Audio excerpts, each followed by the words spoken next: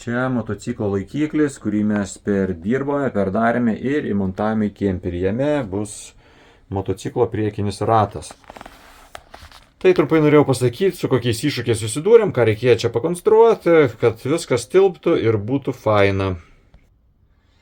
O kad būtų tikrai faina, turėjom tikrai pasukti galvelę, nes motociklo laikiklis visą laiką būna padarytas, kad priekinis ratas stovi tiesiai, nepasisukęs, o čia būtent reikėjo pasukti priekinį ratą į šoną, nes nepasukus ratą vairas maišė praeiti ir negalėjo žmogus praeiti iki lovos, iki virtuvės ir taip toliau. Na, čia bus įdomus tas projektėlis toksai, bet apie tai gal biškutį dar vėliau. O dabar tiesiog apie dalykus, kuriuos mes perdarėme. Na, štai trumpai. Ratas turi stovėti tiesiai, mums reikėjo taip suprojektuoti ir padaryti laikiklį, kad ratas būtų pasvyręs, nes tada vairas nesiekė spintelės ir tilpo praeit, galim vaikščioti šalia motociklo čia. Bet, kai padarėm ratą pasvyrusi, pradėjo siekti ratlankiai būtent šitas vietas.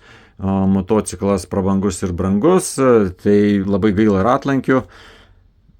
Nupjaustėm būtent va šitas vietas, kad nesiektų ratlankių.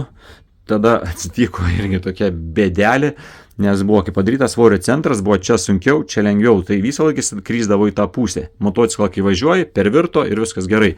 Nupjaustėm tuos galus, svoris nukrito į tą pusę. Atvarai motociklą, nėra kaip jau užvaryti, nes žmogus vienas negali tada įsivaryti.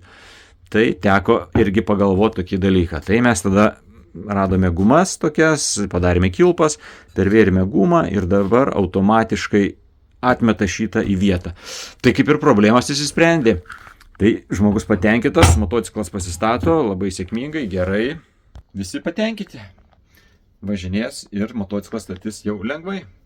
Tai gal pasiekite G-Campervan, jeigu įdomu. Mes dar kartą parodėsim įvairiausių tokių techninių sprendimų, su kuriais susidūrėm įrenginėjant įdomius projektėlius, o pastaruoju metu tai privažiavo daug įdomiausių dalykų, kurių reikia žmonėm padaryti, kurių fantazijos neribotos, tai projektuojam, sukam galvas, lipdom, vyrinam, įvairiausius dalykus darom. Tai iki G-Campervan.